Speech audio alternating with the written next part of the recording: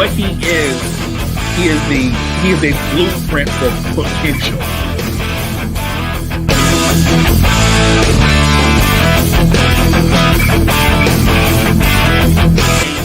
Talk about all these big games he had. Like, what big games? What did you do?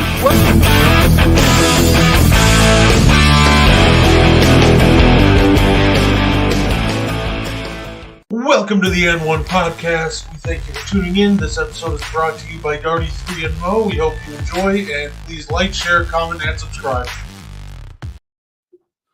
What is going on, y'all? Mo, I don't know if you saw that before, but that's the new intro I dotted up for us. Yeah, I was jamming, man. I actually got my light out. I was rocking to the music. You didn't see? I had my lightsaber out. I was into it. I was feeling it. Hey, that's hype, man. That got me ready. Like, we're gonna talk NBA. We're gonna talk basketball. Let's get into it. I'm with it. No, absolutely, yeah. I'm glad you like it, ladies and gentlemen. It's a big day today in the NBA. We have the trade deadline. Mo, I know I didn't really talk this over with you before the show. This one's on me, but at the last second, I thought of an interesting idea for underrated player of the week.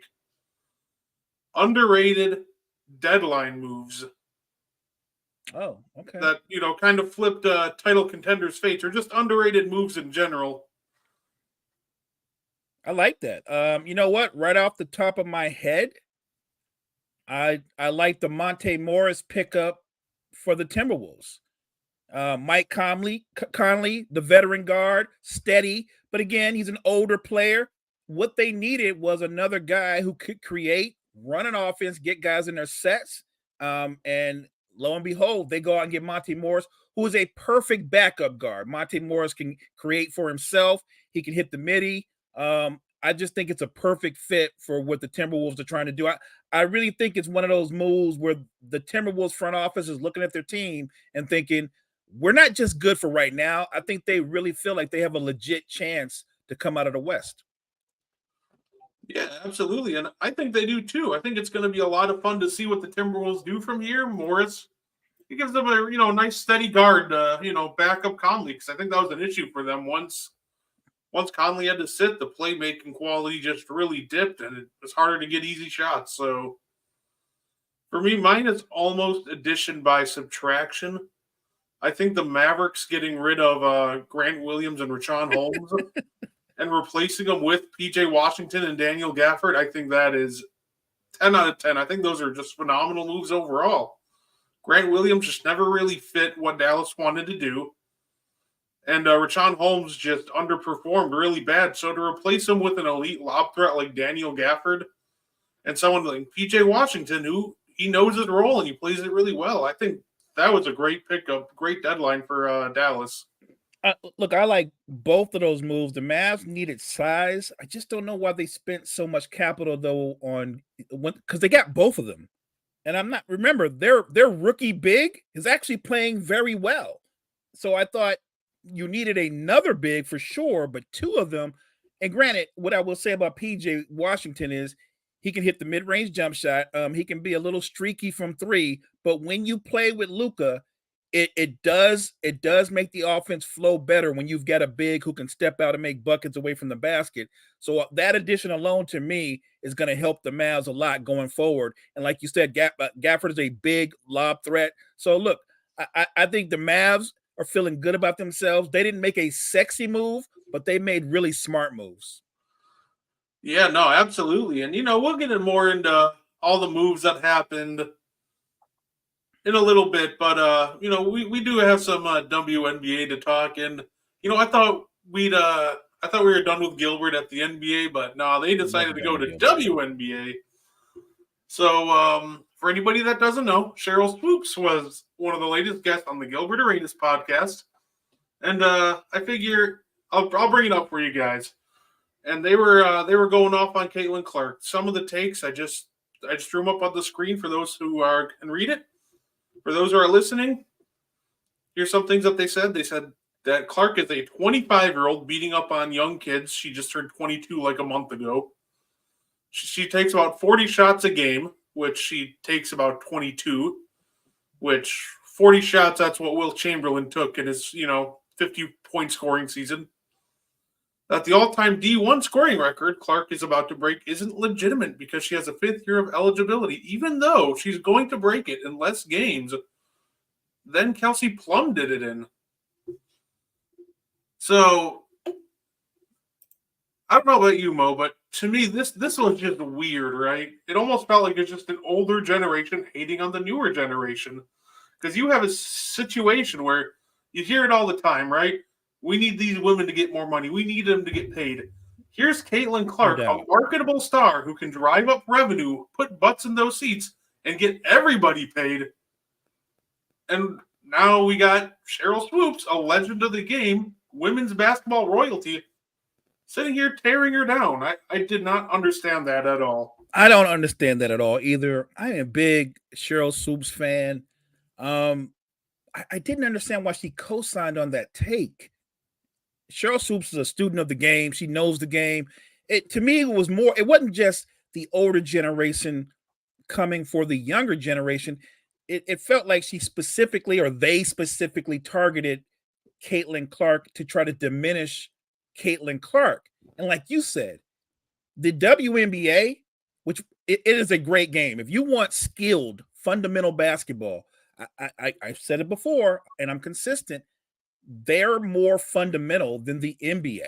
They are. The shooting is actually better than the NBA. But having said that, you're looking for marketability to build up the brand, and you need as many stars as you can. Caitlin Clark is gonna be a monster star, and why would you tear her down before she's even gotten out of college? Why would you try to diminish her achievements? She's 22 years old. It's not like she's some ancient player playing against young. She's 22. She might very well be going up against a 19-year-old. They're in the same group. They're in the same age group.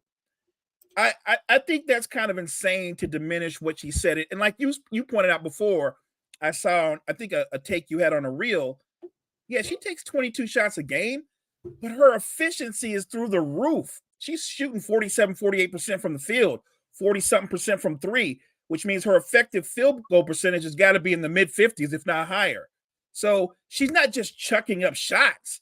She's shooting at a high percentage. And if you look at her team, which is a good team, she's the only elite player on that team. Let's be clear. She is everything they do is ran through her, not to make her look good, but because she's also their best shot creator. I think people leave out the fact, Brett, that she averages like 8 assists a game. So she's more than a scorer. She's a facilitator. And if you look on the other end of the floor, she competes hard defensively. So I need Cheryl Swoops to fall back a little bit. With Gilbert, look, I kind of expect this from Gil because Gil is really big, really, really big on clickbait. So he does what he does. I don't agree with what he said or his take on her. When she gets to the next level, she will be one of the very best players in the WNBA. Trust that.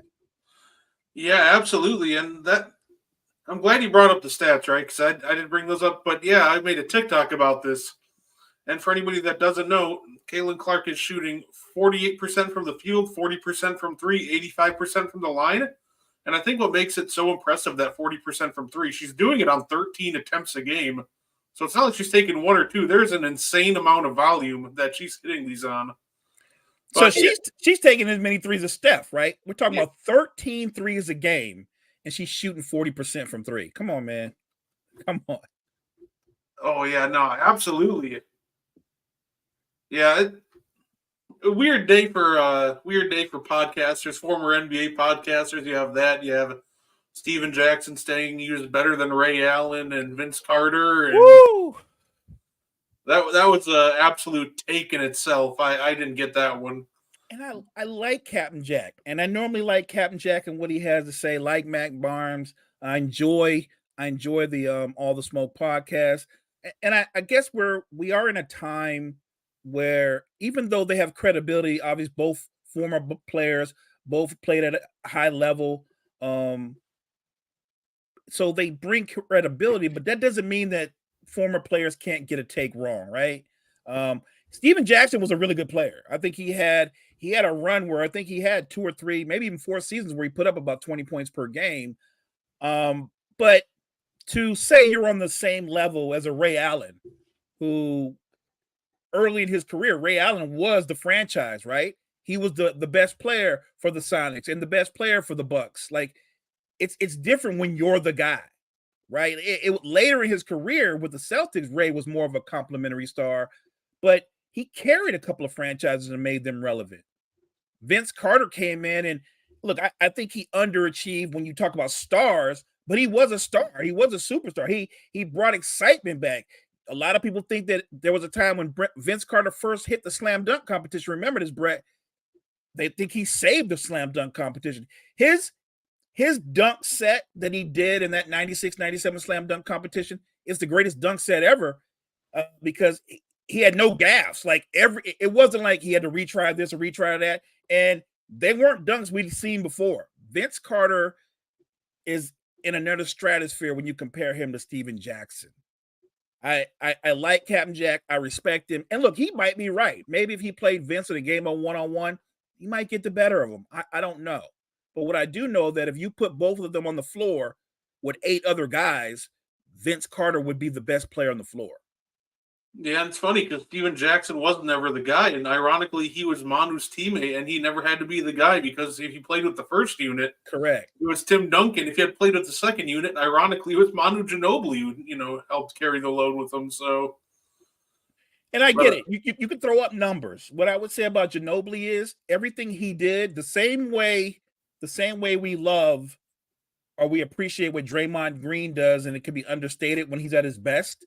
I thought Manu was like that a lot of times. He didn't have a lot of 20-something point games, but when you look up at the box score, Ginobili's giving you 17, 18, 7 assists, a few rebounds, timely steals, those big plays where he would slash to the basket and get a monster dunk that you didn't see coming. Manu Ginobili, to me, was one of the best.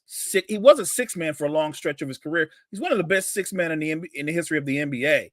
And I know Steven Jackson, his feelings towards not just Manu, but Pop and the Spurs organization is kind of a sore spot for him. So I can't quantify how he thinks, and I can't judge him for maybe something did go wrong there on a personal level. I don't know. What I would say though, from what I saw as a fan on the outside looking in, he was a really good player. He wasn't a better player. He wasn't a better basketball player than Manu Ginobili. Oh, for sure. Steven Jackson was quality. I'll give him that. He was always a quality role player, but that's kind of where he stopped, and that's the difference between him and the guys that he mentioned. Correct. All right, and then speaking of the Spurs, man, we're going to talk about somebody who I think they should be targeting in the 2024 draft. So I don't know how many of you guys in the chat watch overseas ball, but there's a young kid. His name is Nikola Topic. Another Nikola. We got Nikola Jokic, Nikola Jovic, and now we got Nikola Topic who's about to come into the NBA. And he's a young kid. He plays overseas. He's 18 playing in, I can't remember the name of the league, but it's like the highest league in Europe. And this kid's been balling out. Here's some notes that I took from him, and I wanted to get your take on him, Mo, because I'm pretty sure you've seen him too, right? I have. I saw. He's got like a few highlight reels, but I've seen them. All right, so here's what I got from him, and some strengths and weaknesses on the offensive end. He's an elite playmaker. He's a great passer off a live dribble. He's a great finisher. He's very crafty, and he can drive and finish with both hands. He's got a great handle. He's a good free throw shooter. He's got some great acceleration. So those are some positives I took away from his offensive game. The negatives I have, he seemed to struggle with physicality and double teams. He is crafty around the rim, but he's not explosive. And he needs to diversify his scoring package on offense. And what I mean by that is he can create separation in Europe, but a lot of those moves that he's busting out, I don't think they're going to work on more athletic NBA defenders. He doesn't have a reliable three-point shot either, so I question how he's going to play off the ball. And his defense, he reminds me of Luka a lot in that regard. Let's just say that. So I think this is a young kid that he has a lot of potential. I think there's a lot of positive. Obviously, he's a work in progress, but I think he's somebody that some like the San Antonio Spurs should target. I think they needed a guy like this to pair with Wemby. However, I do think that it's a very risky play in which if that off-ball game and this creation on the dribble never materialized, this could very well be a bust of a pick. High risk, high reward. Let me ask you this, because the Spurs are great. Hey, what's good, Gene? Appreciate you. The Spurs are great at finding those gems that nobody else is looking at, right? Look, nobody was touting Ginobili that high, and they'd heard of Tony Parker, but they didn't value him the way the Spurs did. Let me ask you this: if the Spurs truly want to go after him, or you like him as a fit for them, what type of pick would you put on him? Like, is he worthy of a top 10 pick, or is he a late first round pick? Like, where would his value be? I guess what I should be asking you is, if he's drafted, can he immediately impact a team, or is he a project? I think he can immediately impact a team, right? I think his offensive talent, like there obviously has some weaknesses, but I think his strengths would benefit someone like Wembanyama very well. Like I said, he's got great vision. He knows how to spread the ball around. That's something that the Spurs really need. He can get to the rim and he can finish. The issue with him, like he's just not explosive. He might get blocked, but that's all right.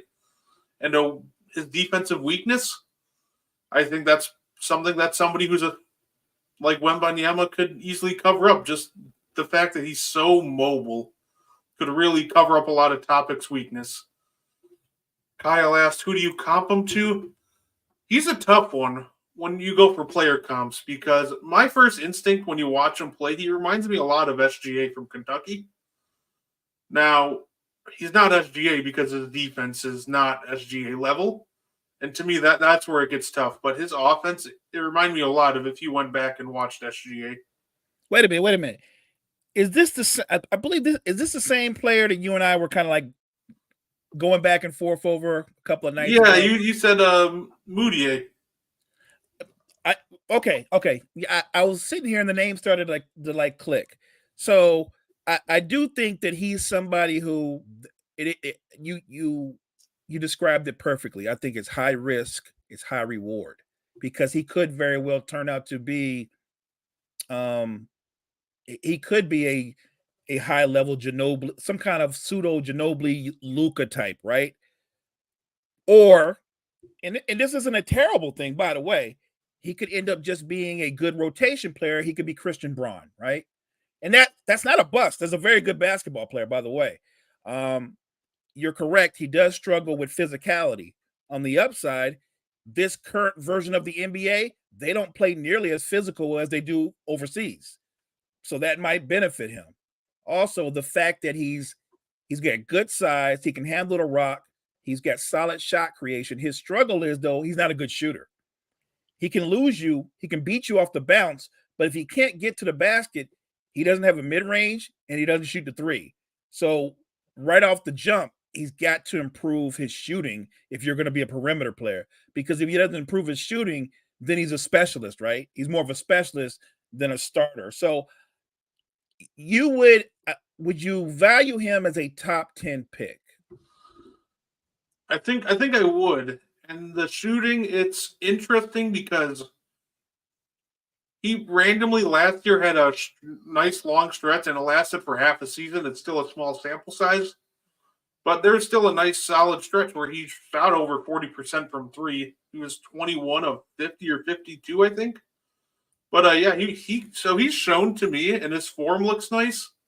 He's shown to me that he can shoot. The question is, can he do it consistently? Can they teach him that? So I think he's worth the risk in the lottery, especially if I'm a team like San Antonio, because I do think if he pans out, that the high reward part, if he develops like I think he can, he's going to be the best point guard in this class. So we both agree he's a good basketball player. I just think that we probably just disagree on where we would take him in the draft, and where his impact would be immediately. But I think the young man is somebody to look out for. I think a lot of teams are going to scout him, and as we're having this conversation, he seems perfect for the way the Spurs do thing, right? Mhm. He would ease right into that system. He seems like a Popovich kind of pick, somebody that's a little bit under the radar. So yeah, I if he's going to be what we both, or at least you project him to be, yeah, he's a great pick for the Spurs. Not to mention, if he can elevate and become that, or at least come close to what you think he could be, he's a great partner for Wemby going forward, right? What I think is though, they're going to look at somebody maybe with a bigger name. I still think they would pursue him, but I think he would be the sneaky pick. I think there's somebody a little bit more, let me use the word polished, that they're looking at ahead of him.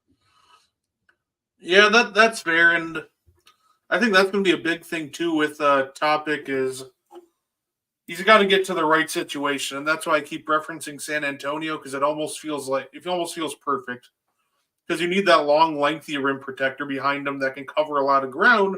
Kind of like Chet, but I don't really think that the Thunder need.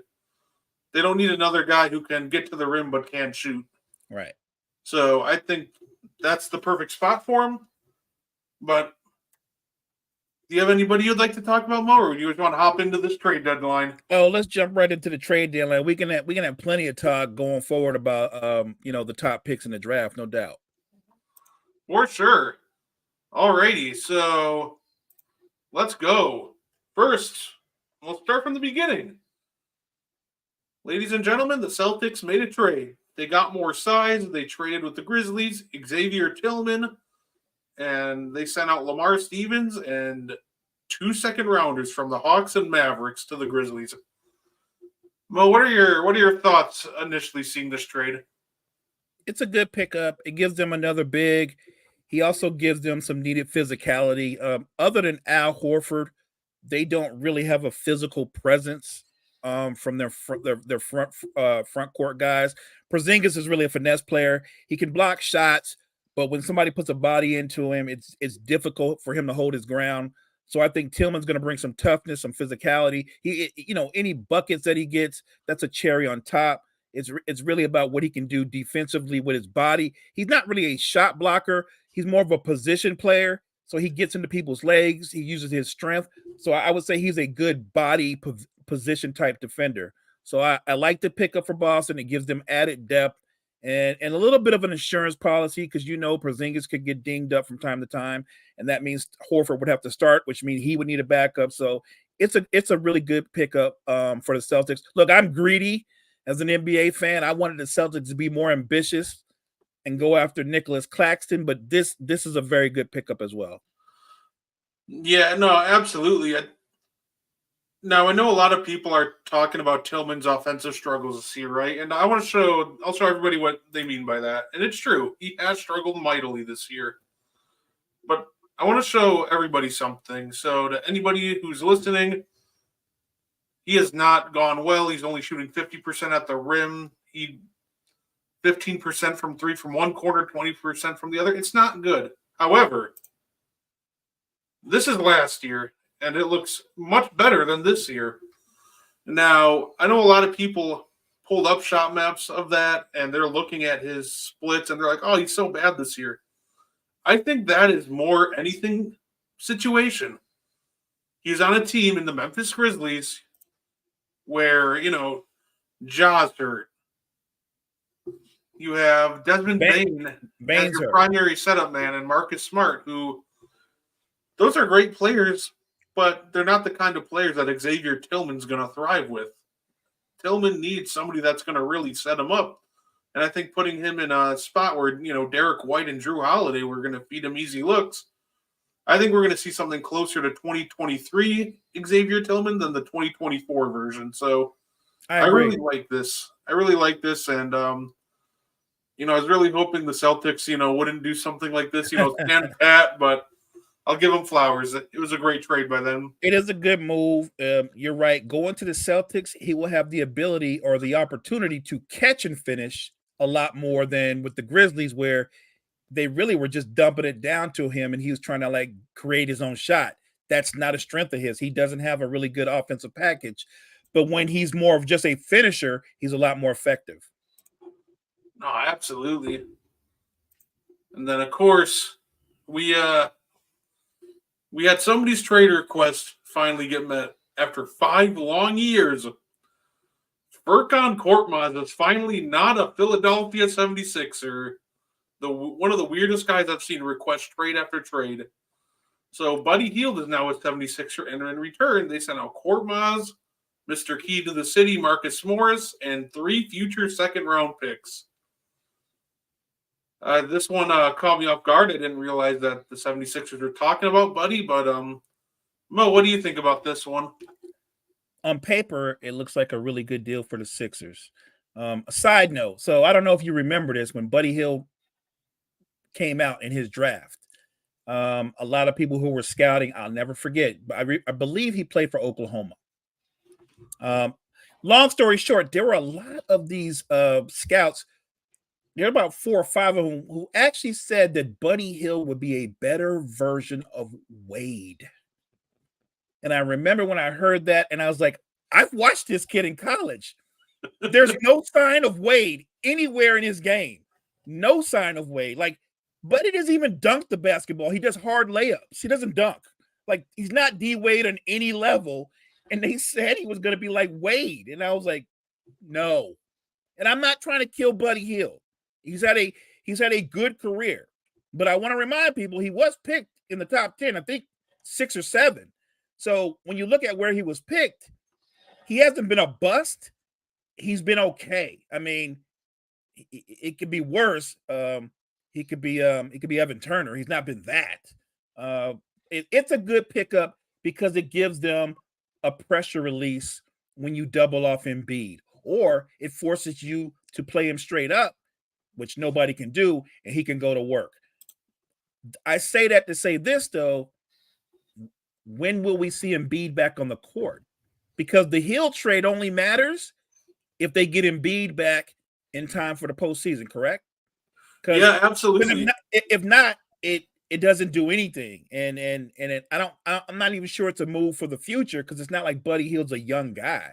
So I think it's a good move if their training staff know that they're going to get Joel back before the postseason, and it'll give Hield time to get his feet wet before he gets back, to get acclimated to playing with Maxey, to playing with the rest of the crew. So I do like the move for the Sixers, so long as we know you're going to get the big guy back. Yeah, no, this works out perfect. I agree. If you're getting Joel Embiid back, he's a perfect floor spacer for this team. And if there's, again, this almost is the same as the topic thing. If there's a guy that's gonna cover up for Buddy Hield's weakness, it's Embiid. It's a perfect spot for him. So I'm not sure when Joel Embiid's going to be back, but if he does come back this year, this 76ers team could still have a really good chance to make a nice run. I still really like this team. They just need the big guy back now. Right, and they're going to slide, right? We know they're going to slide. It's just a matter of how far they slide, and hopefully they can avoid that 7th seed, right, or further back, because then now you're talking about competing in the play-in. So hopefully Maxey and the rest of the crew can find a way to stabilize them. Tobias Harris has been playing very well. Maybe that'll just mean they'll focus on him more in the offense, and they can sustain themselves, at least hover slightly under 500 to kind of keep their status out of that play-in section. Because that's going to be key going forward. If Embiid comes back and you're in the 8th or 10th spot, I'm not saying you don't go full bore and not go for it. But if he comes back and it's one of those things where he's still on a minutes restriction, I'm not sure it's worth it to push him in a season that's going to end up being a lost season, right? Mm-hmm. So a lot depends on how far they fall and how fully he recovers, because you don't risk the health of your franchise player. You know, Kyle says some of these college guys have crazy comps for players. The one I remember, and I found this to be the funniest thing, I think it was Adam Morrison to Larry Bird. I remember that one. And when they said that, I said, don't do that to that young man. Don't do that. Don't do that. By the way, terrible pick, Michael Jordan. Terrible pick. Michael Jordan wanted to bust Jerry Krause and everybody, but I don't know if there's many worse GMs in history than Michael Jordan himself. Look, Michael Jordan by many is considered the GOAT as a player, but Michael Jordan, the GM, he might be the WOAT. He might be the WOAT worst owner all time. Like the just horrible mismanagement of a franchise. Like for everything he is as a player, polar opposite as an owner slash general manager. Let's just keep it 100. I mean, what was the other kid? The kid who shot the ball like a slingshot, literally. Oh, Michael Kidd Gilchrist. Yeah.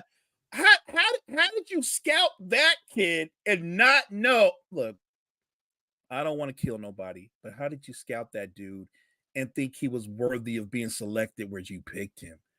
You could get a kid Gilchrist. You could get him at the Y. There's a few guys at the Y right now with broken jumpers that are Kid Gilchrist, but you don't waste first round picks on Kid Gilchrist. I felt so bad for Michael Kidd Gilchrist. You remember when Carmelo Anthony had a 62-point game in the Garden, and at the end of the game they showed up like position comparison and just Carmelo Anthony 62 points, Kidd Gilchrist 0. I was like, wow, way to just do him like that. And remember, Kid Gilchrist, he came out with his thing where they were saying, remember, because in college he was known for his defense, right? Great athletic defensive player who could be a playmaker. And they were saying he was going to be kind of like Pippen, like that kind of a player, that kind of a swingman. And you watched him play. You watched him play, and you knew, like, are you not seeing this jump shot? That is brutal to watch. And look, I get it. Everybody has a different shooting motion. And I'm all for it. If you shoot a weird way, but it goes in, muscle memory, and it works for you, that's fine. That thing that he was doing, it looks like he was wrestling with himself. I don't know what that was, but it was horrible. It actually looked like he was trying to put himself in a sleeper hold, and that was his shot. That was horrible. I don't want to go on a Michael Jordan rant about how many bad picks there are, but like you said, some of these player comps are insane. Yeah, one of the things that seems to kill one of the things that kills everybody is they see a guy with a broken jumper and say, I can fix him. I can fix it. That's not always the case. No. Deshaun Stevens did. Oh, that's another one. That's another one. Kwame Brown to Chris Webber and Karl Malone. Oh, that's another one. Hey, you just bringing up. Why you gotta keep bringing up some of these bad Jordan picks, Kyle? Chill, man. Just running Jordan through the coals inadvertently. just giving Mike work.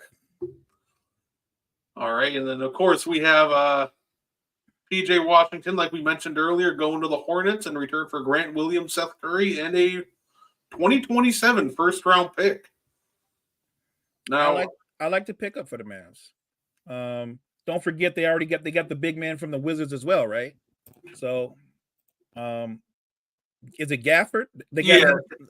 So I like the additions. It gives the Mavs more versatility, and like I said, what Washington can do as a big, he can step away from the basket a little bit because when you're rocking with Luka, it's all about spacing and movement. And so I think that what they did was they fortified their front court and they added more depth. Because I think that when you add a guy like Gafford who can finish at the rim and is a lob threat, Luka's a terrific passer. I mean, the guy's got some of the best court vision in all the NBA. And let's not underestimate the ability for Kyrie to create for others off the dribble as well. So I think the Mavs made these are not like, I guess, sexy moves, but I think they're smart moves. Yeah, absolutely. Kyle, you're probably right. Grant probably does wish now we took less and stayed in Boston. 100%, Kyle. Right now, he is like, man, I hope I get bought out and the Celtics bring me back. Yeah, I had some decent expectations and hopes for Grant, but it just never panned out, unfortunately. And now they had to deal a first-round pick to, get rid of him. It's Seth Curry. Although it's funny, I'm in a Discord and a couple Mavericks fans were talking about the curse of Seth Curry because this is the third time they've traded him, and every time their season's ended in really disappointing fashion. So be careful, watch out. Second half of the year, according to some guys in the Discord, the curse of Seth Curry might be haunting Dallas now. And then we got this one. I just threw a couple on the same one, Mavs and Thunder swapping picks. That's great. Nets and the Raptors. I almost didn't include because I feel like it doesn't really move the needle for either team, but What does that trade do for like? I don't even know what that does. What does that matter? I like they're both like under 500 after this trade. They're both going to be under 500. Like this doesn't. I guess it maybe somehow sways cap space or something like that. But in terms of the uncourt product, like it doesn't do anything. And from what I've been reading, the Raptors don't even plan on keeping Dinwiddie, right? So if they're going to move off of Dinwiddie, uh, for them, I guess the value was the cap space. And I'll be honest with you, Brett, I'm gonna keep it 100 times 10. I didn't even know Thaddeus Young was still in the league. I didn't even know he was still in the league. Like Thaddeus Young got traded. He's still playing. I didn't know that. I thought he was the guy in the background on Evan Turner's podcast. I didn't know he was still playing. Yeah, I completely forgot about him. Then his name popped up. I'm like, oh yeah, great job, Thad. Yeah, Make that money, Thad. I mean, I'm jealous. You're not playing, but you got a hell of a seat. I am jealous. yeah, pretty much. Yeah, I saw this trade and I was like, did the Raptors and Nets just call each other like border? Like, yo, everybody else is making a trade. You want to make one? Yeah, sure, why not? And what kills me in all this, the thing that stood out the most, and when you look at all these moves, the Thunder got another number one. Like they needed another first round pick. They got like 30 of them already. They have the second youngest team in the NBA. They've got a great young core, and they've got like 30 number one picks. I don't even know what they're going to do with all those picks. Like at some point, you can't just stockpile picks. You have to actually use them. I'm just wondering what they plan on doing. Thad Young wakes up some days and forgets he's in the league. Thad Kyle, Young just thinks, Kyle, I woke up and forgot. I'm not. I know it sounds like I'm cracking a joke. I kid you not. I didn't know he was still in the NBA. I didn't. He just walks in the arena. Oh, sweet! I got these courtside tickets again. And right. Then they call him in. They're like, right. Oh wait, I'm on the team. I wish I could suit up in a jersey and a sweats and sit right next to the players and watch all the action. I wish I could do that. And the Thunder will draft all of Europe and stash them over there at the rate they're going. They got enough picks to draft all of Europe. I like that, Kyle. Now, I think I just got a. Oh, wait a minute. The Thunder did pick up Gordon Hayward. I saw that. They got Gordon Hayward. Yep, they finally used a couple of those picks to send out Gordon Hayward or to grab Gordon Hayward. I like that. You're bringing in a veteran, and on this team, there's no pressure for Gordon Hayward to be the guy. My guess is he comes off the bench. If you can get 12 to 15 off the bench from a veteran like Gordon Hayward, not to mention his knowledge, his professionalism, I think that's an addition to a very young team. Do you think Presti willingly gave up those picks, or they had to like force him to? Because they gave up like 2, and I was like, man, the owner must have came down and just started yelling at him because there's no way he's willingly giving up picks at this point. No, he's not. He got yelled at. And of course, we have maybe, to me, might have been the biggest trades of the deadline: the Knicks and Pistons. So the New York Knicks getting Bojan Bogdanovic and Alec Burke. There's your winners. I think, look, this doesn't, I'm not saying they're going to win the championship, but if you're actually who made out the best, it's the Knicks. Yeah, I agree. That caught me off guard because they gave up, it looked like a lot, but it almost amounted to nothing. Like they didn't give up any rotation pieces, like Evan Fournier, a couple picks. Just a lot of end of the bench guys, really, and they did give up Quentin Grimes, and I actually think Grimes has potential.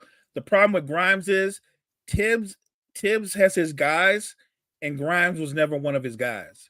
So, I think that Grimes would do well somewhere else. I'm just not sure he's going to be happy getting sent to the abyss. Yeah, absolutely. That's almost why I think that that's almost why what they got him for nothing. Because like, well, it's Grimes, but Tibbs didn't like him anyway. So right. To the Knicks, he was really nothing. They just kind of threw him in there. Like, you want him? Sure. Right. No, I think this was a phenomenal trade, and this gives the Knicks a lot of depth. So I think a lot of depth, and it gives you 2 veterans that can score. Right. Oh, absolutely. And when you have a Coach Tibbs team, he likes to run his guys into the ground. So having multiple guys that can come off the bench and step in, I think that's huge. And yeah, refusing. Kyle's so right. Kyle, that's what I said. They were trying to pursue Donovan Mitchell, and the Knicks said, if you want Grimes, then no. Like the red line for the Knicks at one point was Quentin Grimes, and then you just threw him in as an add-on in this trade to get a guy who was a very good player, Bogdanovich, but he's nowhere near the player that Donovan Mitchell is. That's so. I hate to say it, but that's so Knicks.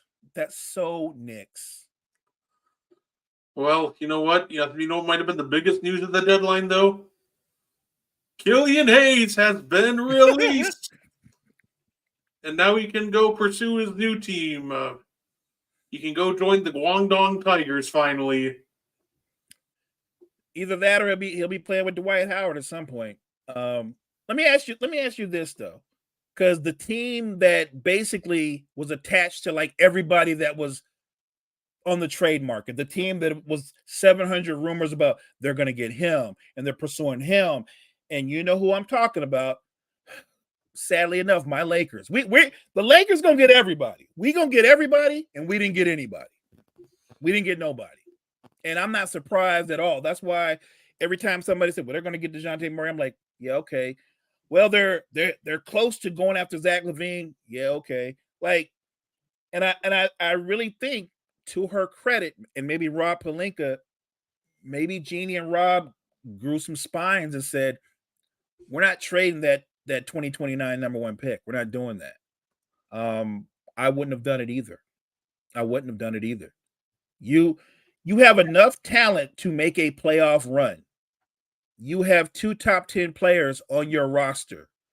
Find a way to make your numbers impact winning. Period.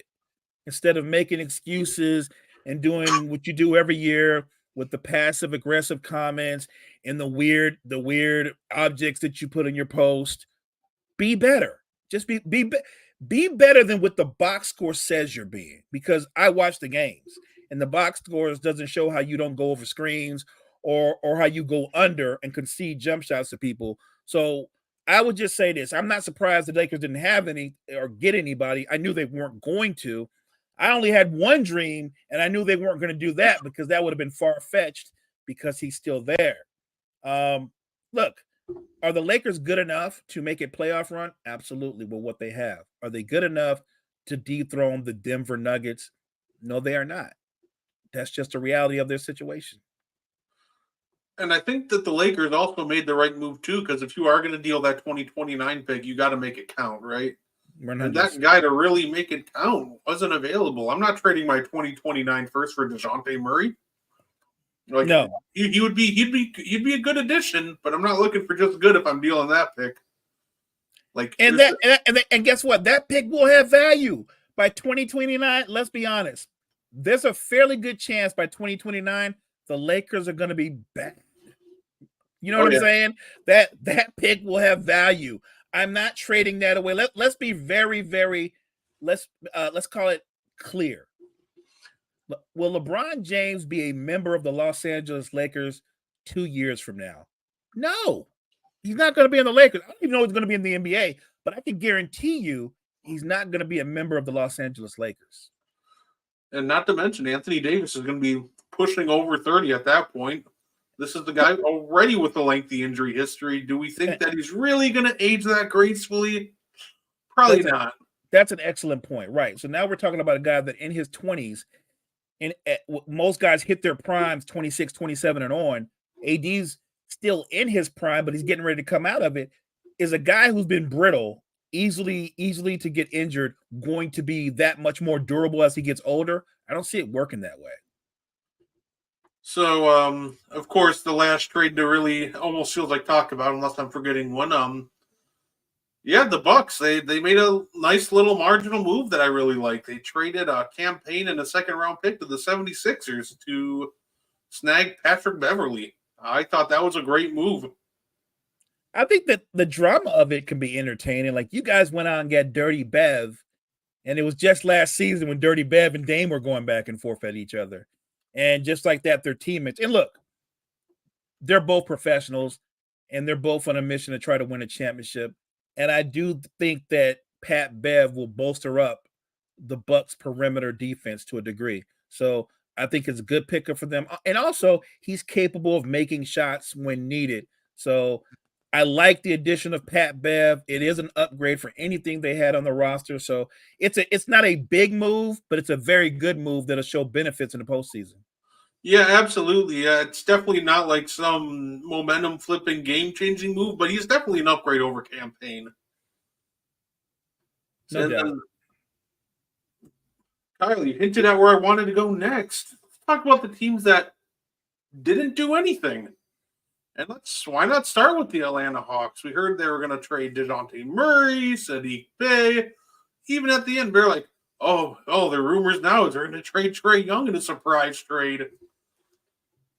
And they just decided that they wanted to save their assets, or they decided that they were good enough. I'm not sure what the thought process was, but what do you think about the Atlanta Hawks just standing pat? I think they may have overvalued DeJounte Murray to a degree. I think they thought that the market was going to be very, very high for them. But I think a lot of teams who were interested in him, Atlanta was looking to get a haul, right? I think they were looking to get a number one pick, maybe two number ones, or a number one and a player that could contribute right away, right? For a trade-off. And I'm not sure a lot of teams were offering the value that they were seeking. But what I would say, if you're an Atlanta Hawks fan, if you stand pat and you're keeping Trae Young and DeJounte Murray in the current roster construction, so what you're saying is you're hoping things will turn around, but more than likely you're going to miss the playoffs again, and you're going to go into the offseason, and you're going to have high hopes for free agency, but not really, because reality tells you that small market teams very rarely get the top tier free agents. No top tier free agent that's a star is going to Atlanta. I hate to be a spoiler, but am I really spoiling it? You know they're not going there. So then you're talking about drafting well or doing well in the draft. Well, you're gonna have a pick. I don't know how high it'll be, and what won't change is unless you move Trae Young or move DeJounte Murray, you bring in a young player, and that locker room, that lack of leadership, I think that's an issue. I think we talk often about how a player's success, Brett, can be dependent upon the organization he starts his career on, right? No matter how talented he is, chemistry, leadership, the assistant coaches and their ability to develop your skill set, the whole nine. Atlanta is not one of the better organizations in the NBA. They're not. And I would have to guess that their front office needs to get together and make a decision. They couldn't do it now, but make a decision in this offseason where to go forward. And I'm not here telling anyone that Trae Young isn't talented, can't be special at times. I'm telling you he can't be the best player on a title contending team. He can't. That's not up for debate. That's just the fact. And it's not any better for DeJounte Murray because I don't think he can be the second best player on a title winning team. They're both miscast. Trae Young might be a 2 or a 3 on a title team. DeJounte Murray would be a 3 or a 4 on a title team. That's more reality. And the problem is they have both of those guys. They have some young talent, but they're stagnant. They're in NBA purgatory. They're just good enough, Brett, to end up with a pick that's going to have them like in the teens. They're not bad enough to probably have a lottery pick, and they're not good enough to be a playoff contender. That's a horrible place for your franchise to be. And I know people will say, well, you got to hold on to Trae Young because he puts people in the stands. He does. And I'm sure he's beloved in Atlanta. But at some point, your organization has to take a look at how we've constructed this, the guy that we've built around, and realize the guy that we have is not the guy. And he's not going to be the guy. Yeah, absolutely. And it's funny because Jory's from around that area, and she says that the perception around Trey Young is starting to shift, and they're starting to dislike him down there.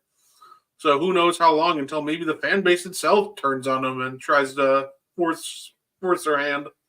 I think one name that should have gotten moved for sure, though, if anything, Clint Capella. You have a guy in a Conwu right behind him. He's still on his rookie deal. He can do everything that Capella can. Better when It- he gets the minutes. yeah, so I think that they missed on not only trading Trey or DeJounte, but I think Capella needs to go this offseason too. Just completely reshape that core, get assets, and build around either Trey or DeJounte, or go bold, ship them all out, and start new. So Because I do like a Conway. I do like Jalen Johnson, uh, talented, athletic forward. They've got some ball players. Bogey's still there. You know what? If you're going to move, Atlanta has the kind of assets that they could get back a lot of picks. If you trade Trey Young, if you move off DeJounte Murray, if you trade Bogdanovich, Bogey is a star six man on the right team. So if I'm Atlanta, I'm trying to do a restart. I'm trying to bring in a new star.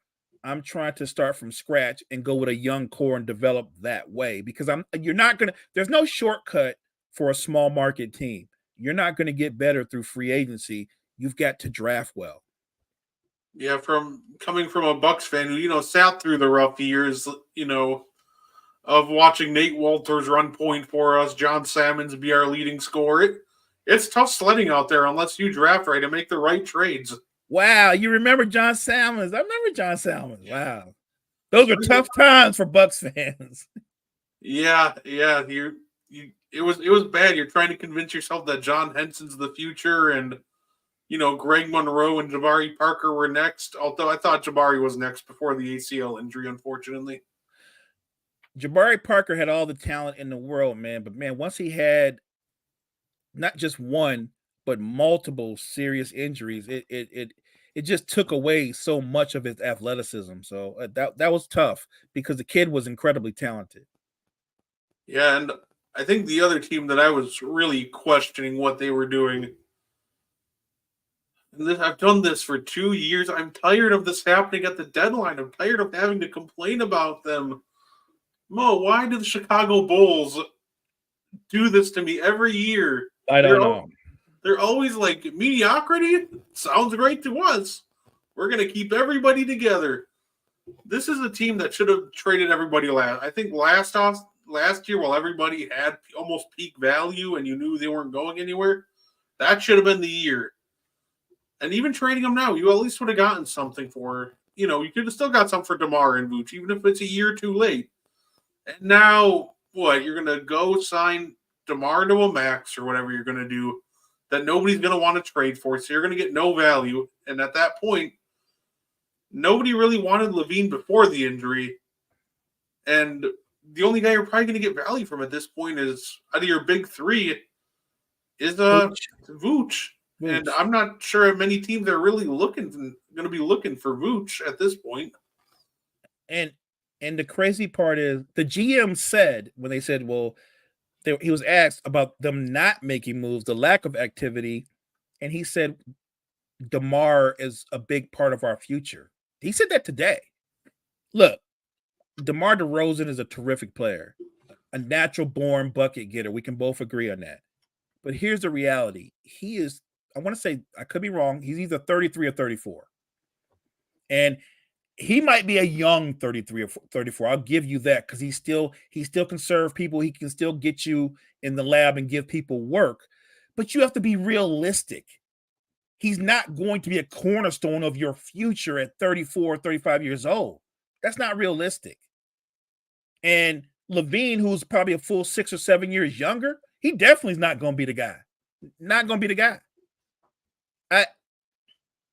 I just think that franchises rebuilding is tough. I get it. And their problem is they've had multiple rebuilds since that one guy left years ago.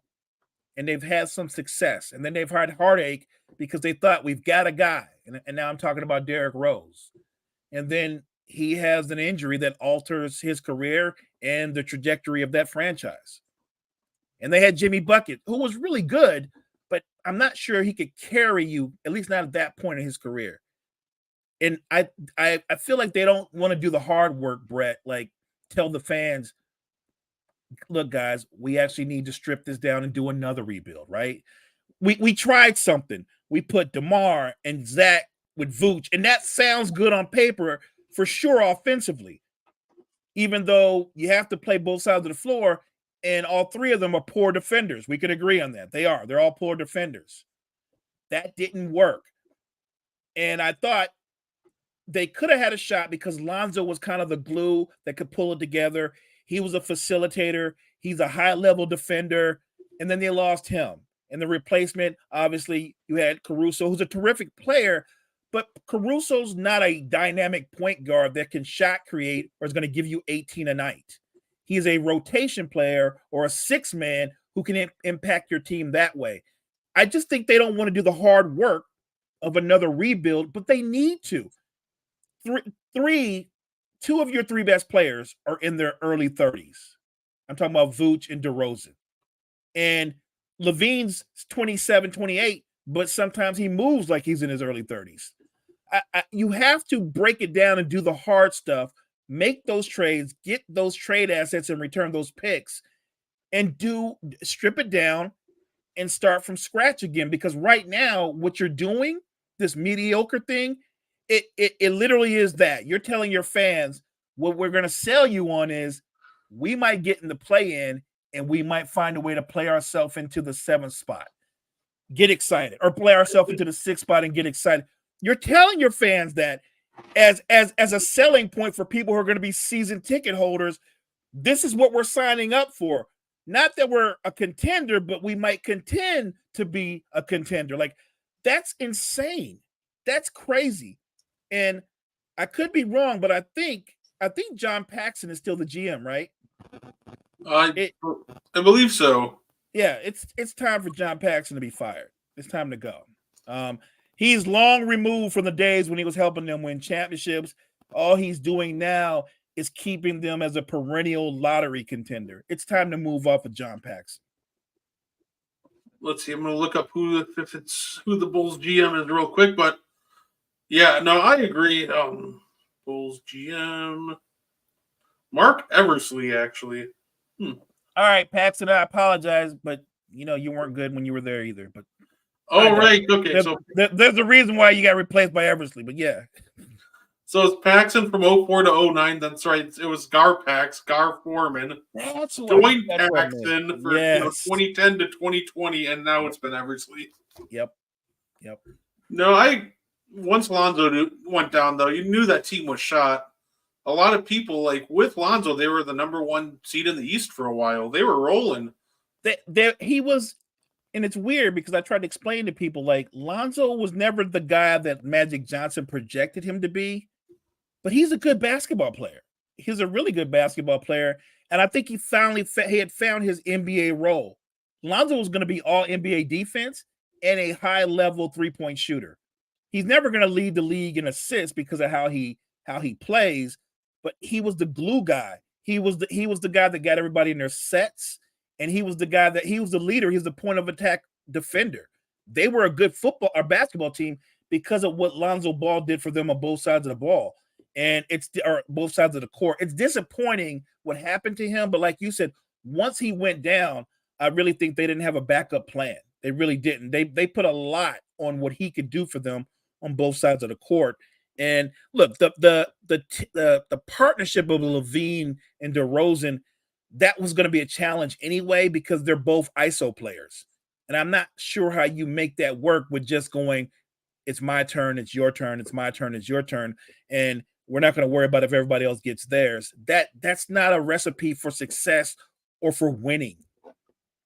No, that gets overly predictable, unfortunately, and because we've seen more talented players try my turn, your turn, and it just doesn't work for them. We saw a team with, for example, Carmelo Anthony and Allen Iverson team up, and you knew the playmaking wasn't coming. You knew you could just load up whoever had the ball, and nothing was going to happen off ball. That didn't work, and it can be entertaining. Don't get me wrong at times if you're a fan, but when you're trying to win a championship, when you play that much iso ball and the other guys are kind of standing around watching you play basketball and they're not really involved, that is not. And I get it. Sometimes you get the ball to your best player and you say do something when everything else isn't working. But I'm talking about in terms of having an offensive identity in this era. If you don't move the ball, swing it side to side, if you don't have shooting, if you don't have multiple guys who can shot create, you're not a very good basketball team. yeah, absolutely, and that's something that's been proven. Pretty much, it feels like ever since 2014, that started with the beautiful game Spurs. They almost spurred this movement of, hey, it's better to move the ball around and have guys to play off the ball and move around, because it was them, and then you had the Warriors who dominated with a lot of ball movement, off ball movement. They always led the NBA in passes, and your LeBron led teams too. You had LeBron, one of the best passers of all time. Kyrie can play make when he really wants to. So to me, that almost gave you the blueprint. You need guys that are able to play make, but also move off the ball to make your offense unpredictable. And the fact that the Bulls went the direction of, all right, let's play some, early 2000s iso ball, it was mind-boggling. Right. And don't forget, look, we can actually say that the Steve Nash-led Phoenix Suns were ahead of their time, right? If you drop that Suns team in here, and I'm talking about the first iteration where you had Marion and Joe Johnson and Q Richardson, like it was loaded. Stoudemire and Steve Nash. I mean, that was a squad. If you drop that squad into today's NBA, it's one of the best 3 or 4 teams in basketball because they were adaptable to any kind of style.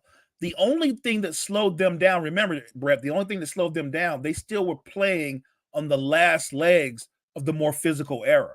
What did teams do to that Suns team? They beat them up. They got physical with them because you were allowed to do that at that time. It didn't change for another couple of seasons. But had they been able to play in the way the floor is spaced now, I actually think had he played now, the perception of Steve Nash would be elevated even more. Yeah, absolutely. Because the thing with the Phoenix Suns team, we'll start with that, is they people forget how good they were because they never won a chip. But this is also a team that, like, for example, in 03, if Stoudemire doesn't get injured, they probably knock off the Spurs. He was giving Timmy D the work, and he was always a nightmare matchup for Timmy D, and Timmy's arguably one of the greatest defenders of all time. I've got him one of the top 10. And I'll go you this. That series that he played against Duncan, I think Stoudemire averaged like 35 a game. He was a tough matchup for Timmy because of his first step. Like, very few big men have a first step and it can explode to the rim like Stoudemire. Remember, they were also ahead of their times in terms of playing small ball, Brett, right? Because Amari wasn't a 5, but they played him at the 5, which gave him a speed and athletic advantage over every 5 in the NBA. I don't care who you were. And Marion, who's a 3, they played at a 4. So they could outrun your bigs. Like, it was almost unfair. When they got on the open floor, I don't care how well a big you had that could run. He couldn't run with Stoudemire. Your 4 couldn't run with Marion, and they would eat you alive in the open floor.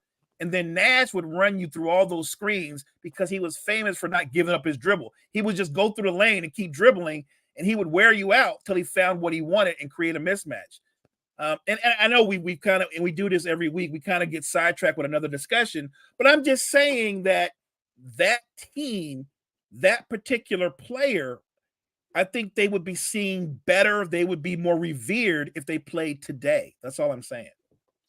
Yeah, no, I 100% agree. And not to mention with Steve Nash too, people sometimes forget that when you talk about the greatest shooters of all time, not enough people mention Steve Nash. If you look at his efficiency, it is off the charts.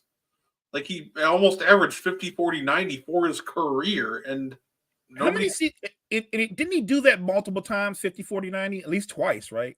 Oh, yeah. I mean, right. It's funny, right? You bring up a great point. They say a lot of things about Steve Nash, but they leave out the fact that Steve Nash is one of the greatest shooters in NBA history. Like Steve Nash, his jump shot, I think you can put Steve Nash up there with guys like Clay. I'm not saying he's better than Steph or Dame, but in terms of his efficiency, because he's not a scoring guard. I think his highest scoring season he averaged 18 points a game. But if Steve Nash took 18 shots a game, if he wanted to, easily he's scoring in the mid to high 20s because he was that lethal a shooter. Yeah, I remember. I think it was when they matched up in one of the series against Dallas, and Dallas decided to employ the strategy of let's make Steve Nash a scorer. And I forgot, it was like over a 3-game stretch, and they had to stop the strategy because Steve Nash started averaging 40 a game on him. And there's just nothing that they could do about it because they're like, score. And he's like, okay. And he was doing it at the same efficiency on increased attempts. So he had a sneaky offensive package, could finish with either hand. I mean, he was doing things that most modern players wouldn't do. Steve Nash shot a left and a right hand hook shot in the lane. Like, he did a little bit of everything. Like, he was just that skilled a player. And I'm not doing a Steve Nash rant. I'm just pointing out sometimes there are some great players that get lost in time, maybe because of when they played. We don't see them as clearly as we do if they played now. And yeah, that's you pretty much just explained perfectly why I love doing the underrated player of the week, to try to make sure those players get their love. I love that. And of course, I never mind Steve Nash discourse. I think he's one of the most disrespected players in NBA history. He gets slandered a lot. He does. That MVP was great for his career, but it was almost one of the worst things that could have happened to him in the eyes of the public. I'm glad you said that. It's weird that to win an MVP became like a curse for him because people just killed him. And to this day, you'll watch the TNT guys, right? And I love watching Ernie, Kenny, and Shaq, but there's never a season that doesn't go by where Shaq or Kenny will bring out, like, I remember that year Steve Nash won MVP and say, oh yeah, he stole my MVP. He stole my MVP. Like, and then don't forget he stole Kobe's MVP too. Like, yeah. Look, Steve Nash is a great player. And if you remember that season, and I'm talking about the first MVP that he won, I think Steve Nash was deserving of that MVP. They were doing that. What was that line? Best player on the team with the best record. Well, that's who he was. And don't forget, Brett, everybody on that team, Steve Nash got paid. Stoudemire got a big deal. Marion got a big deal. Joe Johnson was able to go to Atlanta and get a $120 million deal just because of the time that he spent with Steve Nash. Steve Nash, when Stoudemire got hurt that season, they brought in Boris Diaw. And with Boris Diaw playing the role of the 5 with Steve Nash, Boris Diaw averaged 18 points and almost 10 rebounds. Boris Diaw got paid. Like, that's how good a player and a facilitator Steve Nash was. He got Raja Bell paid. He got everybody paid. I was saying he was everybody's best friend. They were always hitting him up. No doubt. So, look, I guess big picture, there were no massive moves made at the NBA trade deadline. I think we can agree, if you were going to rank it, it was kind of a dud. But if you're a team that's a title contender like your team, like the Bucks, I do value and think the Pat Bev move is a great pickup. I do.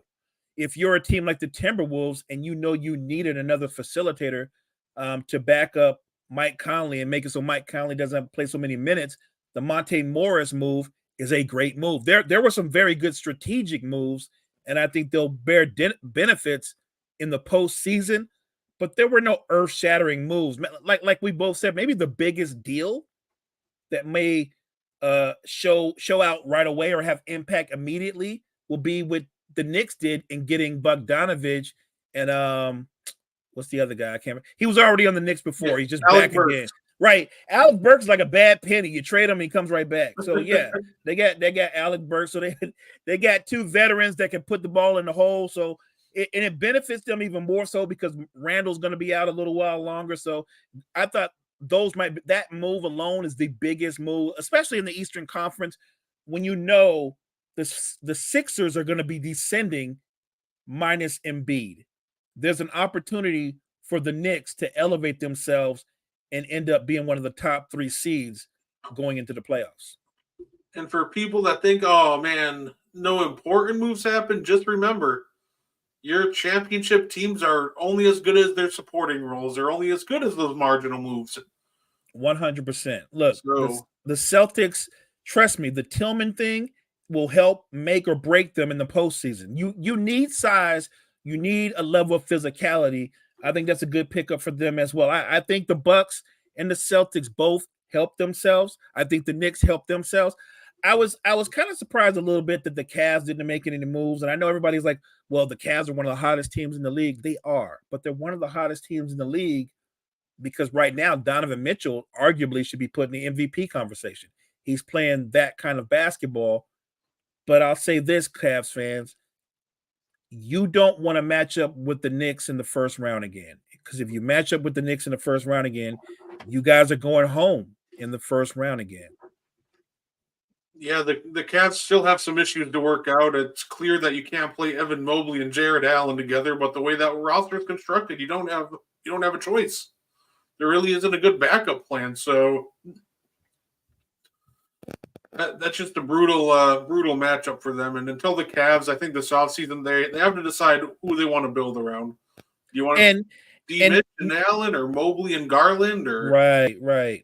And make sure that Donovan Mitchell is all in. Because I still feel that he wanted to go to a bigger market. And maybe he's content being in Cleveland, which is a good thing for Cavs fans. But if he's not, you've got to make a deal, and he wants to be out. Then you need to make a deal that's gonna. You need to make the best deal for your franchise. You need to approach it the same way that Portland approached the Damian Lillard move. They tried to get the best deal they could get for their franchise. So look, I don't think Donovan Mitchell is going to demand a trade, and I'm not sure he has a contract where he can opt out. But a lot of people seem to think he's going to be in play this offseason. We'll have to see. Yeah, absolutely. In fact, these it's funny because one of my favorite ever underrated players of the week that I nailed. It was last year when I first started doing my podcast, individually. I started the underrated player of the week segment, and one of the first ones I did was underrated players of the week because it was during the offseason. Contavious Caldwell Pope and Bruce Brown. Oh, I like those. I like both of those. Obviously, it worked out perfectly because then they became instrumental in Denver winning the championship. So, yeah, so those are to me great examples of moves that you're going to overlook at the time. But when the playoffs come around and the Celtics need an extra big and Xavier Tillman's balling out, that move becomes pretty significant. Or when the Bucks need a stop and Patrick Beverly draws a charge, you may have overlooked it at the deadline, but now that move looks pretty significant now, doesn't it? Right. Or if Luka gets blown by, it's good to have Gafford back there to block shots, right? Or the rim run and get set up, or we can set him up for a lob, or sets PJ Washington up for a three. So you're right. These picks aren't the biggest names, but they have an opportunity to have a really big impact in their respective conferences, I think. So like I said, the trade deadline wasn't a big boom, but I think if you're a contender, I thought a lot of contenders made some smart moves. Yeah, no, absolutely. Anything else you wanna talk about, Mo? Oh no, look, we can talk hoops all day, man. You're a Bucks fan. I can ask you, like, are you feeling like, look, the situation with Doc's gonna take time, or do you feel like it's not working out? Like, because I'm watching the games like you're watching the games. What I do notice is defensively, they seem to be playing better. I agree. I think they are. But it seems like their defense is coming at the expense of their offense. They're not as efficient offensively. So and maybe it's about Doc implementing a system. And because remember, this guy just jumped into it. He wasn't their coach in the offseason. He's just jumped into it. So there's a lot of things that he's got to undo to implement what he wants them to do. I don't think they're a finished product. And I actually think in that way, the Patrick Beverly signing is going to help even more because Pat has already worked with Doc before. So I think that's going to be a very good move for continuity. Nothing changes for me in this way, Brett, big picture. Somebody goes, well, the Bucks are struggling, so they're in trouble. struggling now. If you're asking me at the end of the day, who do I expect to be in the Eastern Conference Finals? If I had to pick two teams off the top of my head, if they don't meet before that, I would still say Boston and Milwaukee. That's what I believe.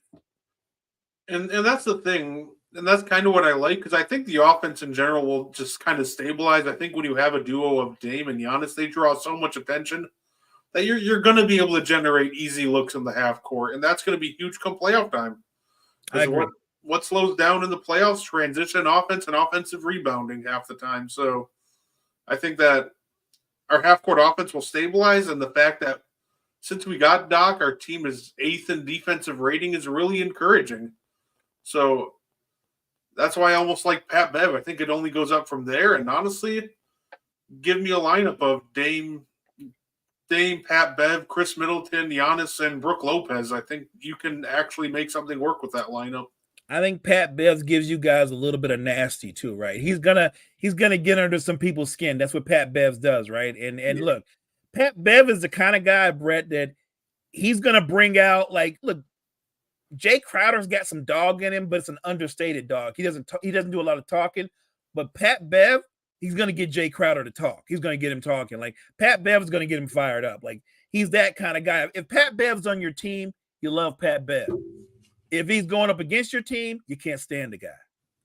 Yeah, he kind of reminds me of the boost that we got just off name value and just watching him play. It reminds me of when we got PJ Tucker, that he just came in and he just brought in some nasty, brought some aggression, and he brought physicality. And it's something that we really needed to get over the hump in 2021 was Tucker and his physicality and helping get everybody really fired up. And with Doc, I think you'll see them going on a run closer to the playoffs. I'm still going to give it a little past the All-Star break. They still might struggle as he's trying to implement his system. I think the All-Star break is the greatest thing that could happen to him right now. Perfect timing. But I think maybe late February, early March is when we'll probably see this team, as long as they can stay fully healthy, start to really click and take off. I also think the All-Star break is good for Philly, right? Like anything that can give them a moment to take a beat and it adds to the recovery time of Embiid is a good thing. Because with Embiid, they're one of the top 3 teams in the East.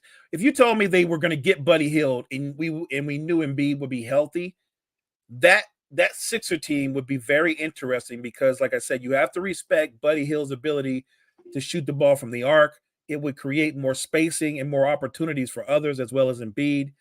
So as a fan, do I want to see that Sixer team whole? Absolutely. I want to see that Sixer team whole. And look, I hope Embiid can come back long before the postseason, just because I want to see those big matchups. I want to see the Bucks versus the Sixers or the Celtics versus the Bucks. You want everybody to go into the postseason, Brett, 100%, right? It makes it funner. It makes these rivalries bigger when you've got everybody at their very best, and it can get a little bit uncomfortable. Yeah, I agree. I'd much rather play a team at 100% win, lose, or draw. It just makes it more entertaining. And For sure. the best part is there's no excuses if you lose or you win.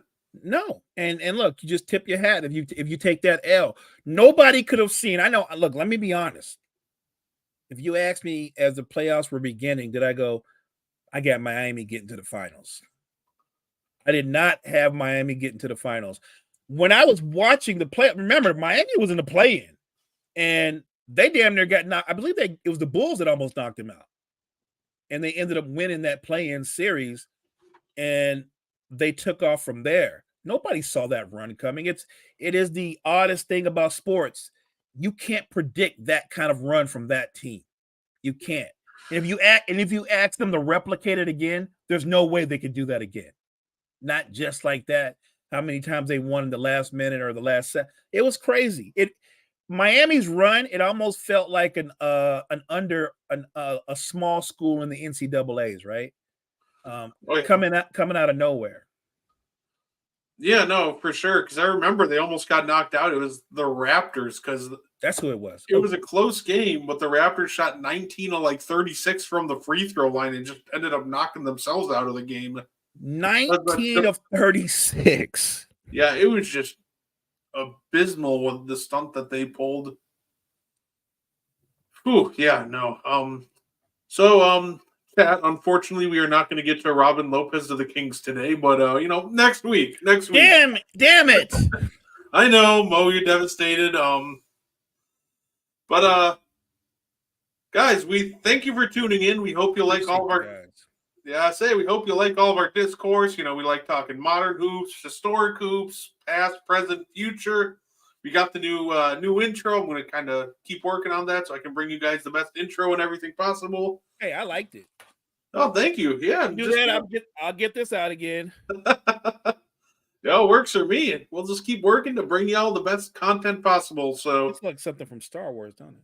Right, Mo, you're a Jedi.